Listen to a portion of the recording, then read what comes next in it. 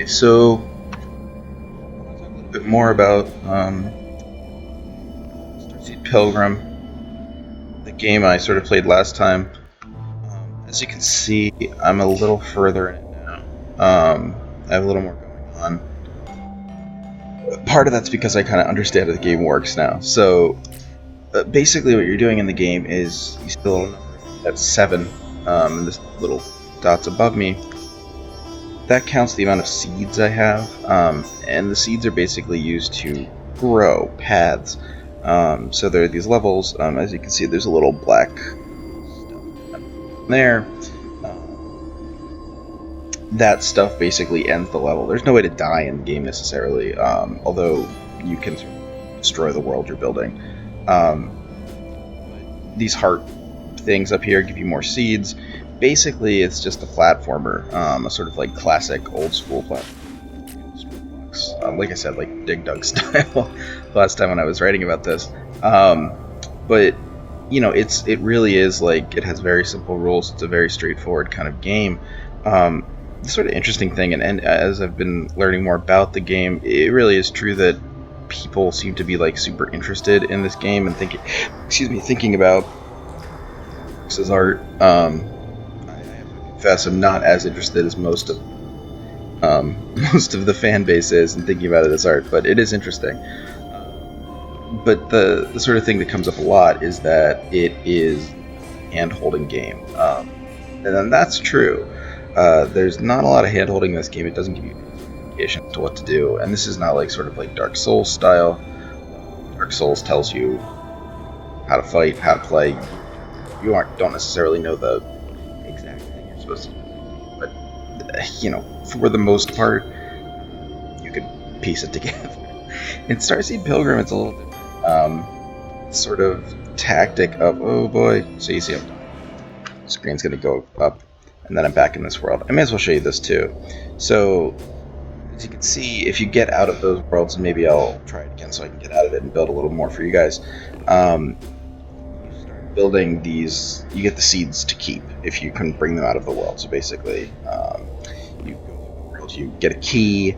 If you live long enough, and then you are allowed to bring that key out and start building around here. So as you can see, I've gotten a number of seeds out and used them to grow. Thinking about it this way, it's kind of an account.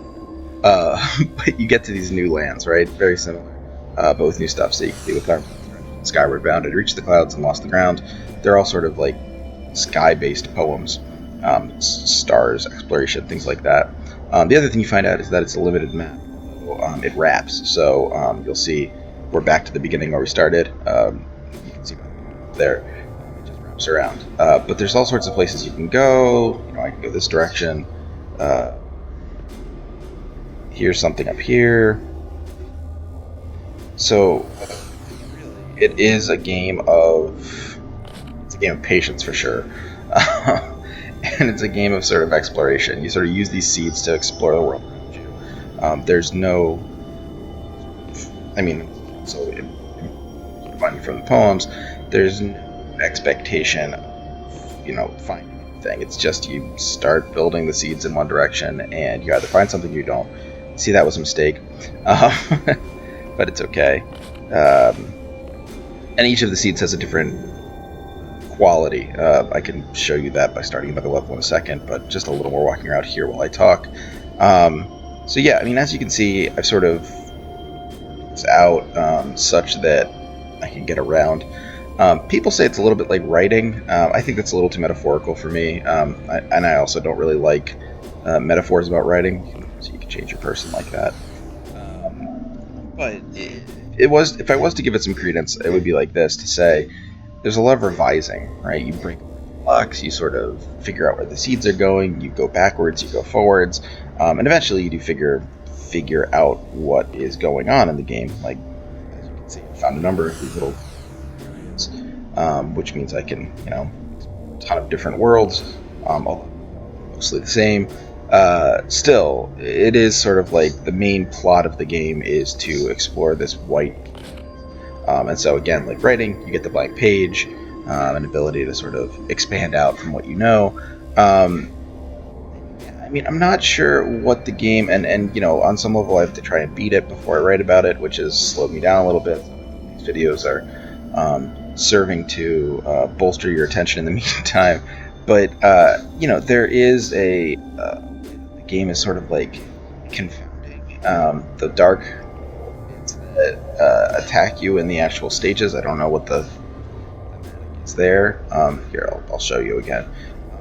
The stars, I don't quite understand. The key, I don't quite understand. There's a type key, I certainly don't understand. So there's a number of things that are just a little bit.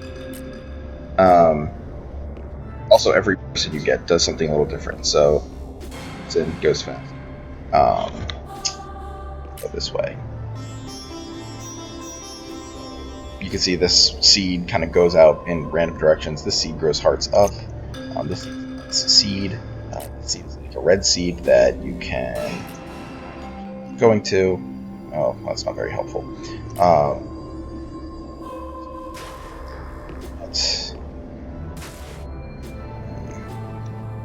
Like I say, I'm going this way. So yeah, I can do that.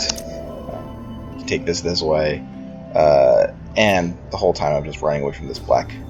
It's coming at me. It doesn't hurt me. I'll see what happens this time around. I'll try and actually get the key. Let me see. You can see by expanding out. So you could only use. I can't use yellow on yellow, for instance, things like that. Here I'm going to have to reboot a little bit and get that thing goes down that way. There's a problem with that one. It's full, but you can't jump up very high. And I'll reboot a little bit on these heart ones. See, the black is coming at me pretty quickly. Again, I'm not really sure why. Sort of clear, you know, narrative here. It starts off by giving you very, very basic mechanics and then lets you lose. The one thing I will say about people's understanding of the game, it is very much like an old school platform, something like Adventure or something like that.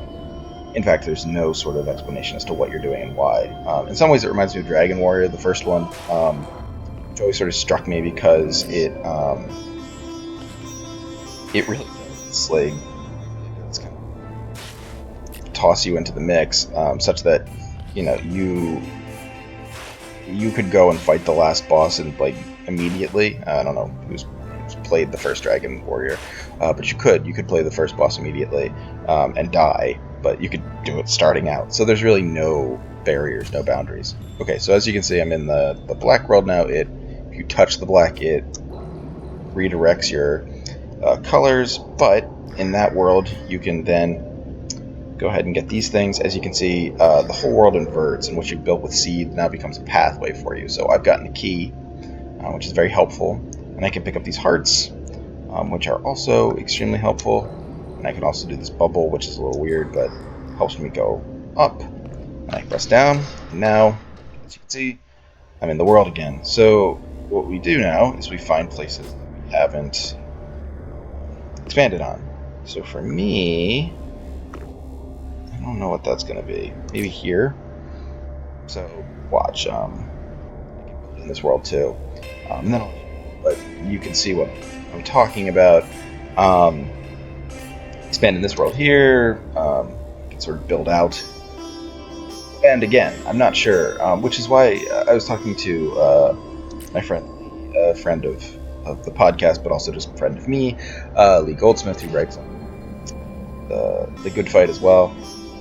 Twitter, Pompous Mally. But he said he asked me, like, I wonder if it'll stay frustrating the whole time, right? Like in the genre, like I sort of coined the genre for it, a frustration game, and it does. Like the reason it does is because it just like totally does not care about you as a player.